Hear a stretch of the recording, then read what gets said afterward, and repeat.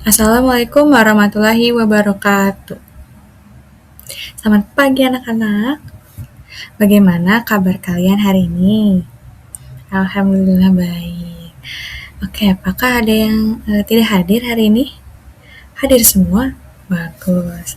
Oke anak-anak, sebelum pembelajaran dimulai, alangkah baiknya kita berdoa. Berdoa menurut kepercayaan masing-masing dimulai. Berdoa selesai. Nah, di pertemuan sebelumnya kita sudah belajar mengenai pola bilangan.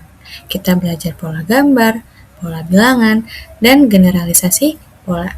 Di pertemuan hari ini kita akan belajar mengenai bentuk aljabar. Nah, Ibu harap setelah pertemuan hari ini kalian dapat menentukan yang mana variabel, koefisien, kosata, dan mengelompokkan suku sejenis dari bentuk aljabar yang diberikan. Lalu kalian juga dapat mengubah masalah kontekstual sehari-hari menjadi bentuk aljabar yang tepat. Lalu kalian juga dapat menyelesaikan operasi penjumlahan dan pengurangan sederhana bentuk aljabar. Misalnya, kalian membeli sebuah makanan, yaitu misalnya ayam geprek dan minuman es teh. Kalian beli 3 ayam geprek dan 2 es teh. Kalau teman kalian bertanya, kalian habis beli apa? Apakah kalian jawab, habis beli 5 ayam es teh? Nah, benar, tidak bisa, karena ayam geprek dan es teh itu dua jenis yang berbeda.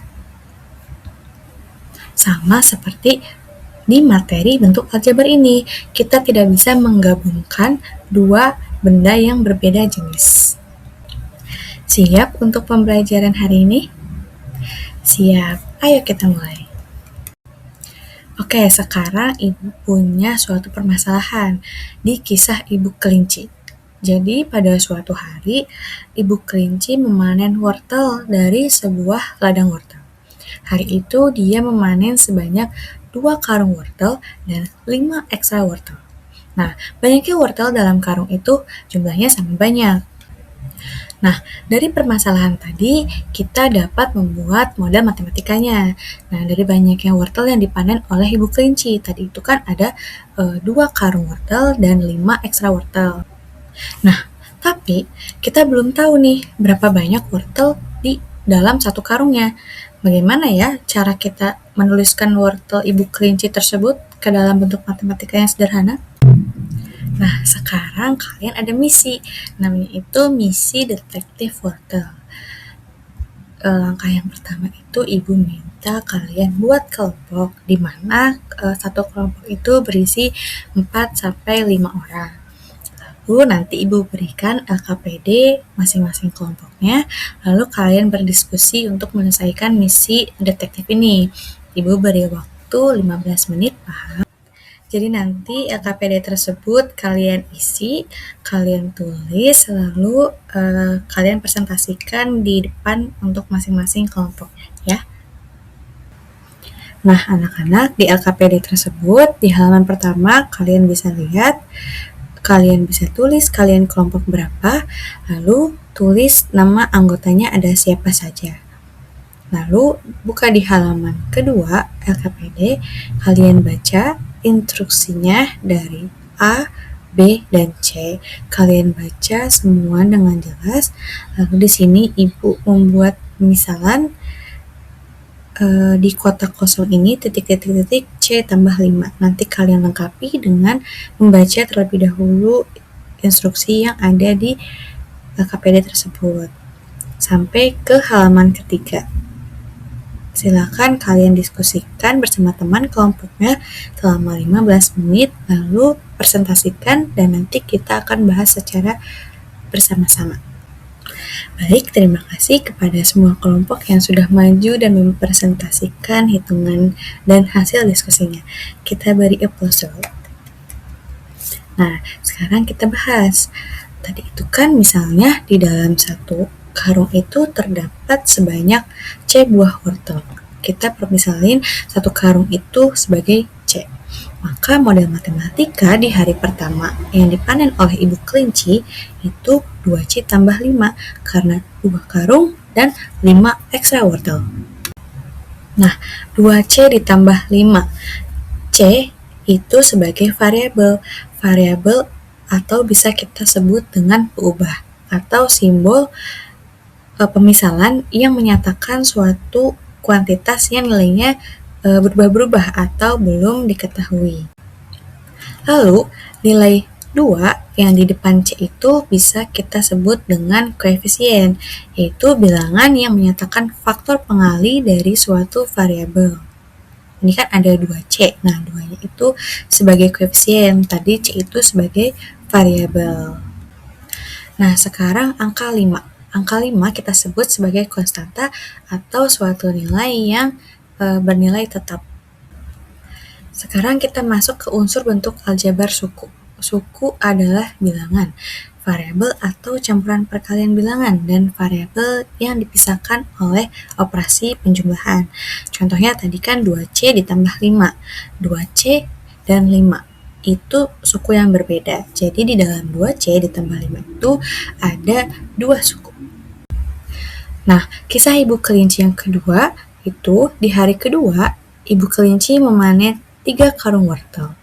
Nah, sama setiap karungnya itu berisi sama banyak dengan tambahan 2 buah ekstra wortel.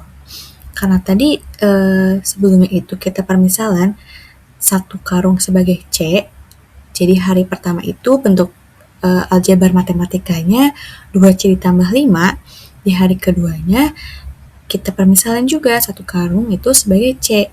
Karena di hari kedua itu ada 3 karung dan 2 wortel, makanya kita tulis bentuk aljabarnya menjadi 3C ditambah 2. Nah, dapat kita totalin nih panen 2 hari ini dengan menjumlahkan panen hari ke-1 dan hari kedua. Jadi bisa kita tulis 2C ditambah 5 ditambah 3C ditambah 2. Nah, bagaimana ya cara menjumlahkannya agar bentuk aljabar itu sederhana? Jadi kita jumlahkan suku yang sejenis. Tadi itu karung kita permisalkan sebagai C, makanya yang sejenis itu kita jumlahkan menjadi 2C ditambah 3C. 2 ditambah 3 hasilnya 5, makanya 2C ditambah 3C hasilnya 5C.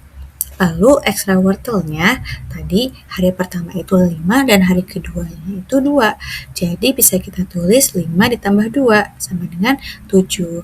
Dan menghasilkan hasil akhir pemodelannya jika kita gabungkan itu menjadi 5C ditambah 7 atau ilustrasinya ada di sampingnya nih. Jadi 5 karung wortel dan ekstra 7 wortel. Sekarang Ibu punya permainan dengan mengerjakan soal. Kalian bisa scan kode tersebut atau kalian masuk ke website wayground.com lalu memasukkan kode yang tertera. Jangan lupa saat masuk diberi nama lengkap ya. Nah, ini untuk avatarnya bisa kalian sesuaikan nih. Contohnya ada di kanan kiri barcode-nya ya.